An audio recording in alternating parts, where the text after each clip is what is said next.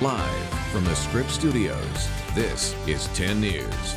The deadly coronavirus outbreak is showing no signs of slowing down. Tonight, a local man is desperately trying to get his wife and children back to San Diego from Wuhan. It's new and the cases are increasing so quickly that I think, people are worried. But we begin with breaking news from Washington, where in just the last 2 hours, the Senate voted against calling new witnesses in President Trump's impeachment trial. Good evening. I'm Steve Atkinson. And I'm Lindsay Pena. As ABC's Mona Kassar-Abdi reports, a final vote on acquittal appears set for Wednesday. The clerk will call the roll. Mr. Alexander, no. Ms. Murkowski, no. And with those two final votes, the fate on the Democrats' efforts to call witnesses in President Trump's impeachment trial was sealed. This will set a new precedent. This will be cited in impeachment trials from this point to the end of history. House managers making a last-ditch effort Friday afternoon to extend the trial to introduce new evidence and testimony, particularly from former National Security Advisor John Bolton. A trial without witnesses is simply not a trial. You can call it something else, but it's not a trial.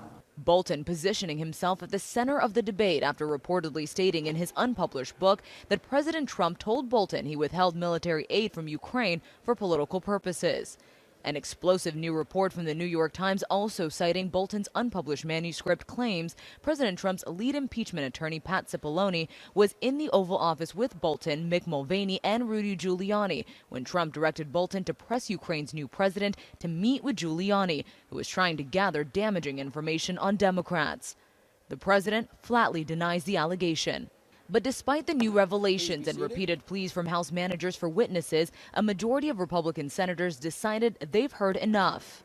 GOP Senator Lisa Murkowski, who was a potential swing vote, writing in a statement, quote, "I have come to the conclusion that there will be no fair trial in the Senate. I don't believe the continuation of this process will change anything."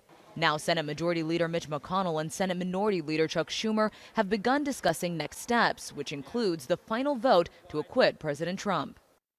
Senator Schumer says he and McConnell are on the same page about one thing. They do not want to hold the final impeachment vote in the dark of the night, meaning the Senate will likely wait until early next week to decide if President Trump will remain in office. Mona Kassar-Abdi, ABC News, Capitol Hill. You can track any developments on this story by downloading our free mobile app. Just go to the App Store and search 10 News. Now to a health alert. The growing fears over the global spread of the coronavirus. Here are the latest numbers. At least 213 people are now dead, and more than 9,000 cases have been confirmed in mainland China. The U.S. is imposing a travel ban on foreign nationals who have been in China in the last 14 days. And an adult male in Santa Clara County has tested positive, making this the third confirmed case of coronavirus here in California. Nearly 60 million people have been under partial or full lockdown in Chinese cities for about a week. Several countries are also sending planes to evacuate foreign citizens under lockdown in Wuhan. We have team coverage, including a local family who is in Wuhan. We begin with 10 News reporter Adam McCusin with the latest on the outbreak. Adam. Yeah, let's talk about that man from Northern California. Officials say he's been self-isolating since returning from a trip to Wuhan last week. They believe he came into contact with very few people. However, tonight, a new development in another part of California. In response to the evolving threat of coronavirus, Friday, the Centers for Disease Control taking a major step, ordering a quarantine of nearly 200 Americans evacuated from China. The first quarantine the agency has issued in more than half a century. Those evacuees had been in Wuhan, China, the epicenter of the virus. They're now required to stay at a California military base for 2 weeks. We're all still wearing face masks. I'm personally still wearing medical gloves when I leave my room. Test results are still in progress for those 195 people. Around the world, more than 9,000 cases have been confirmed. The World Health Organization now declaring a global health emergency. Our greatest concern is the potential for the virus to spread to countries with weaker health systems and which are ill-prepared to deal with it. The U.S. State Department now issuing a red alert, warning Americans not to travel to China. And Delta, United, and American Airlines are suspending their flights to the country. And Friday, the Trump administration declaring coronavirus presents a public health emergency, announcing new action, including temporary suspension of entry to foreign nationals who have traveled from China. The American public can be assured the full weight of the U.S. government is working to safeguard the health and safety of the American people. And I want to show you this map that was compiled by ABC News. It shows all of the countries with confirmed coronavirus cases. You can see how widespread it is from the United States all the way down into Australia. The World Health Organization believes the disease's incubation period is between 2 and 14 days. Reporting in the Live Center, Adam Rakusin, 10 News. Adam, thank you. And stocks plunged on Wall Street today as investors fear that the coronavirus will dent the global economy. Well, they're clapping, but the Dow fell 603 points to just over 28,000. The Nasdaq dropped 148 points to just over 9,000. The S&P 500 had its biggest loss since August and sank 603 points to just over 3,000. Technology companies, which do a lot of business with China, they led those losses. You'll see some effects, possibly supply chain, say a company like Apple. You know, iPhones, we all use them. A lot of it is manufactured over in China, so it could disrupt some of the manufacturing activity over there, which could filter in back here. Uncertainty also caused much of the drop on Wall Street. Airlines also fell after Delta and American suspended flights to and from China. And right now, a San Diego father is fighting to get his wife and children home from China. They have been stuck in Wuhan because of the coronavirus outbreak. 10 News reporter Mimi Alcala is joining us live. And Mimi, he's worried they could be there until April. Lindsay, Steve, he's trying to accept that this could go on for months, which is obviously very difficult for him. He was set to pick up his wife and kids from the airport here in just a few days, but that has changed, and now he has to come up with a new plan to get them home. They're just stuck there. They stay inside all day, every day. San Diegan Ken Burnett says his wife Yanjun Wei and children Rowan and Mia are now stuck in Wuhan with Wei's parents as the deadly coronavirus continues to spread. So I traveled to China, to visit family and enjoy the New Year. Instead of enjoying the Chinese New Year, festivities were canceled and all means of transportation cut off. It would include flights, trains, public transportation. And the family is spending its time inside of an apartment with fears of going outdoors. Last week, we kind of heard about kind of a big increase, like sudden, increase in cases. We got nervous, started to want to return home sooner. Burnett says when they first started hearing of the virus, they didn't think it would develop into what it is today. Unfortunately, the family hasn't been able to secure a flight home.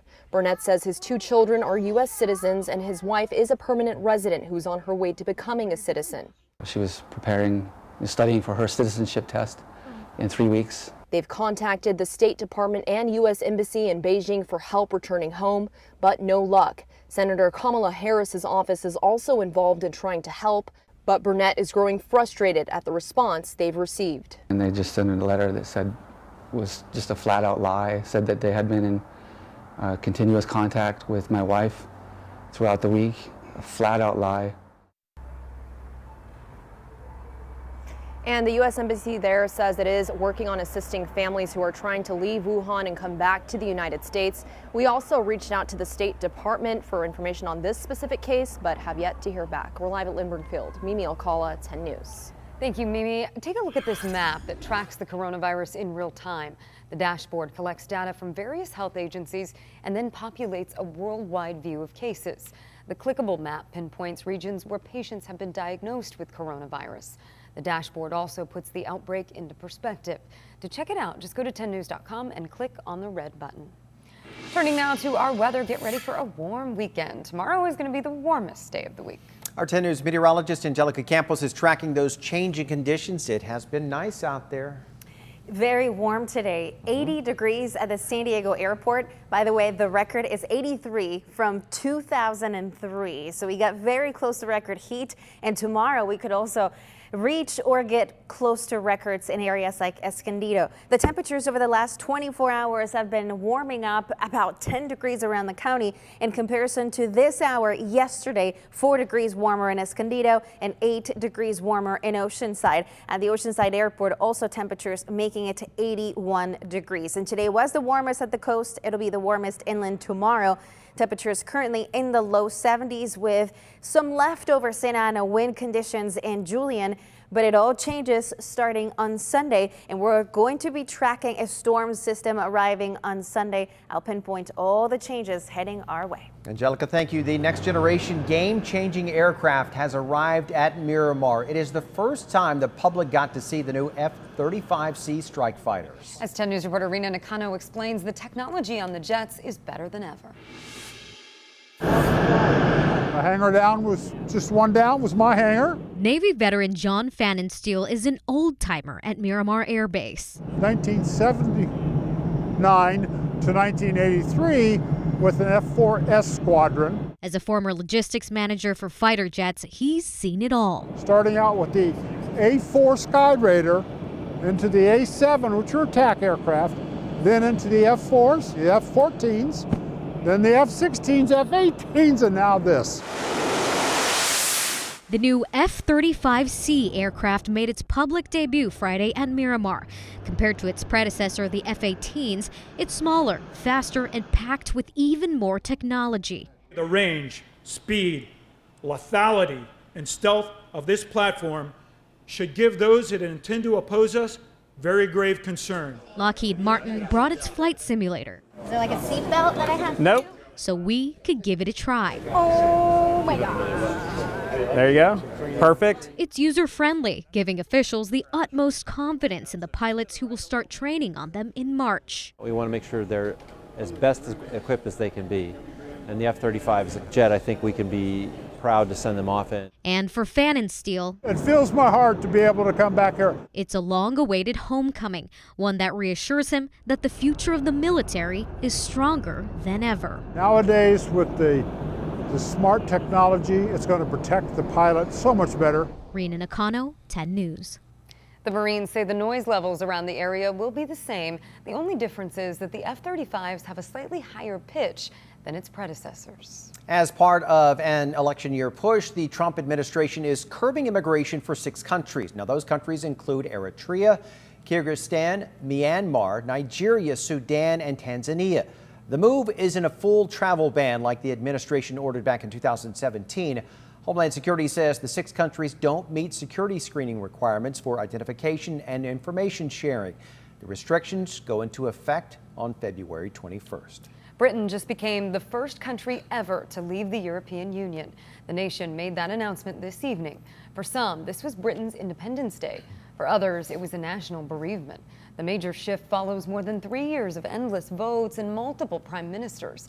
Now the UK will enter a transition period in which the government will have to redraw the country's relationship with its closest neighbors.